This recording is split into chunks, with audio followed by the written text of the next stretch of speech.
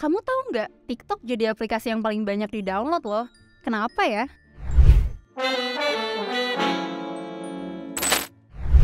Jadi gini, akhir-akhir ini, platform media sosial TikTok lagi ramai jadi perbincangan karena CEO-nya baru aja menghadiri sidang rapat dengar bersama Parlemen Amerika Serikat. TikTok sendiri merupakan aplikasi media sosial yang berisikan short video yang berada di bawah naungan perusahaan teknologi Cina yaitu ByteDance yang didirikan pada 2012 oleh Yiming Zhang dan Rubo Liang. TikTok menjadi aplikasi yang paling banyak di-download dengan jumlah download mencapai 672 juta di seluruh dunia pada 2022 lalu. Padahal TikTok baru aja diluncurkan pada 2017. Fast growing banget ya sosial media ini. Penasaran nggak apa sih yang bikin TikTok bisa secepat itu berkembang? Yuk kita bahas! Awalnya, ByteDance menciptakan aplikasi short video di Cina dengan nama Douyin pada 2016. Aplikasi ini mendapatkan respon positif dari masyarakat Cina hingga mampu mendapatkan 100 juta pengguna dengan 1 miliar views per hari hanya dalam waktu singkat. ByteDance akhirnya membuat aplikasi short video yang sama dengan Douyin tapi versi globalnya, makanya muncullah TikTok. Dulu, aplikasi short video yang paling terkenal di seluruh dunia, khususnya Amerika Serikat adalah Musical.ly dan Vine. Namun, pada 2017, Vine dinyatakan bangkrut karena induk perusahaannya memfokuskan diri ke Twitter, sedangkan Musical.ly diakuisisi oleh ByteDance. Pada 2018, Musical.ly resmi merger dengan TikTok dan berganti nama dari Musical.ly Inc. menjadi TikTok Inc. Namun, berbeda dengan Musical.ly yang fokus pada lip sync, TikTok mempunyai variasi video yang lebih luas dan berhasil menjadi raja aplikasi short video dalam waktu singkat. Saat pandemi COVID-19, TikTok mengalami peningkatan yang sangat pesat. Peningkatan ini bisa dilihat dari pendapatan dan jumlah download dari aplikasi ini. Pada kuartal pertama 2020 aja, pendapatan TikTok meningkat sebesar 96% menjadi 540 juta dolar. Sementara jumlah unduhan TikTok meningkat pesat dengan lebih dari 315 juta unduhan di seluruh dunia dan menjadikan aplikasi ini sebagai aplikasi paling banyak di-download pada kuartal kedua tahun 2020. Alasan meningkatnya aplikasi ini selama pandemi adalah karena masyarakat nggak bisa keluar rumah. Makanya banyak orang yang mencari hiburan di dunia digital. Nah, berbagai video singkat mulai dari yang lucu dan menghibur hingga inspiratif dan edukatif bisa menghibur masyarakat di masa yang sulit itu. Tapi kira-kira apa sih yang membuat TikTok bisa sangat menghibur? Jawabannya adalah AI tools yang digunakan TikTok sebagai algoritma. Algoritma TikTok mempersonalisasi setiap penggunanya. Ini berarti setiap pengguna memiliki FYP yang berbeda. Video yang muncul di FYP kamu belum tentu muncul di FYP teman kamu. Hal ini karena TikTok membaca preferensi penggunanya berdasarkan durasi tonton dan video yang disukai. Sebenarnya algoritma semacam ini juga digunakan oleh Netflix dan YouTube. Namun, Netflix dan YouTube hanya memunculkan film dan video yang mungkin akan disukai. Penggunanya bisa memilih apakah ingin menonton video dan film tersebut atau enggak. Sedangkan, TikTok nggak memberi pilihan itu. Video yang TikTok pikir akan kamu suka akan langsung dimunculkan di FYP kamu. Ini membuat TikTok memiliki barrier yang rendah dan memungkinkan siapa aja bisa terkenal tanpa harus memiliki followers yang banyak terlebih dahulu. Bisa dibilang, TikTok ini cocok untuk semua orang, mulai dari creator, advertiser, hingga orang yang cuma ingin dapat hiburan aja dari TikTok. Barrier yang rendah ini juga dimanfaatkan sama para musisi untuk mempromosikan lagunya. Terbukti, lagu-lagu yang viral di TikTok menjadi lagu hits dengan penjualan jutaan kopi. Selain itu, TikTok juga memiliki sistem di mana kamu harus menekan tombol kembali 2 kali sebelum kamu bisa keluar dari aplikasi itu. Jika kamu hanya menekan tombol kembali sekali, maka TikTok akan memunculkan video baru. Ini bisa membuat penggunanya tanpa sadar menghabiskan waktu berjam-jam di TikTok.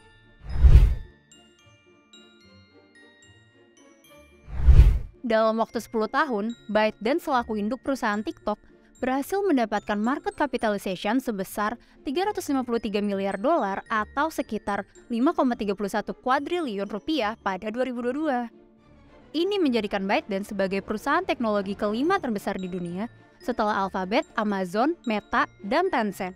Sedangkan pendapatan iklan dari TikTok sendiri pada 2022 juga meningkat sekitar 200% dari tahun sebelumnya, menjadi 11,64 miliar dolar atau sekitar 175,22 triliun rupiah. Perkembangan TikTok ini menjadi ancaman bagi media sosial lainnya. Karena itu, banyak media sosial yang memperkenalkan fitur yang serupa dengan TikTok. Misalnya, Instagram yang mengeluarkan Instagram Reels, Facebook yang mengeluarkan Facebook Lasso, dan YouTube yang mengeluarkan YouTube Shorts. Namun, TikTok ternyata nggak mendapatkan dukungan dari semua pihak. Beberapa negara mencurigai TikTok menjual data penggunanya ke pemerintah Cina dan melarang keberadaan aplikasi ini dengan alasan keamanan data. Misalnya Amerika Serikat, Kanada, Uni Eropa, Inggris, dan Selandia Baru yang melarang PNS-nya menginstal TikTok. Bahkan, India melarang seluruh masyarakatnya untuk menginstal TikTok sejak Juni 2020 lalu. Padahal, India adalah pasar terbesar TikTok setelah Cina dengan jumlah pengguna mencapai lebih dari 200 juta. Keputusan ini diambil setelah agresi militer Cina ke kawasan perbatasan utara India.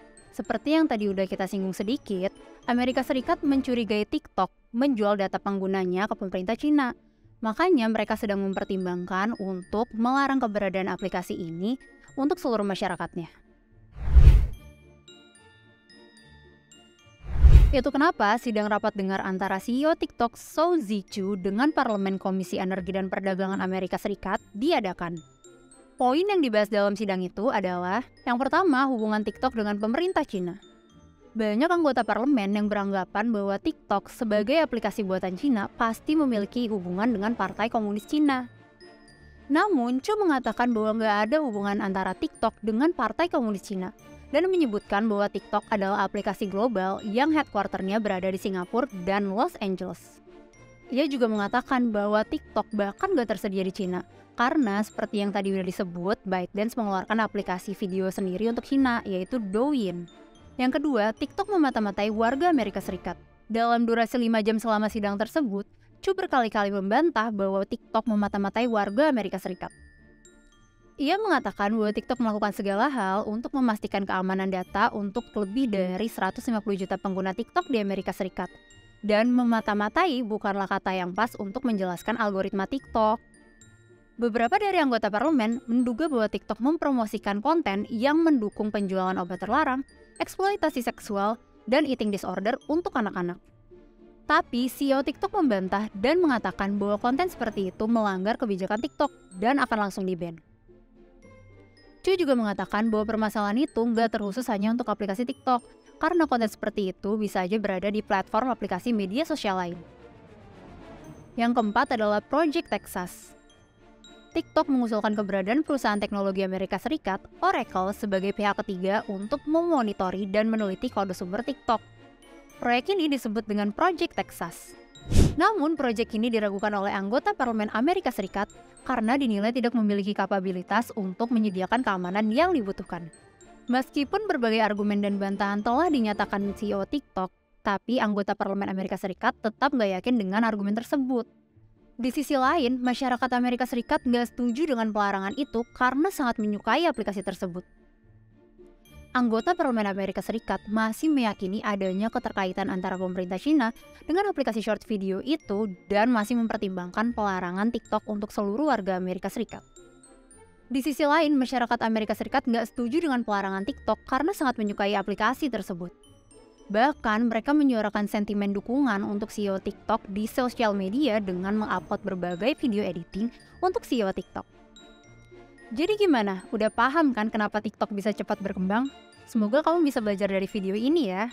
Sekian dari Vikalva, jangan lupa di-share ke grup keluarga kamu, ke teman-teman kamu, dan kalau kamu suka konten kayak gini, jangan lupa di-like ya. Once again, sampai jumpa!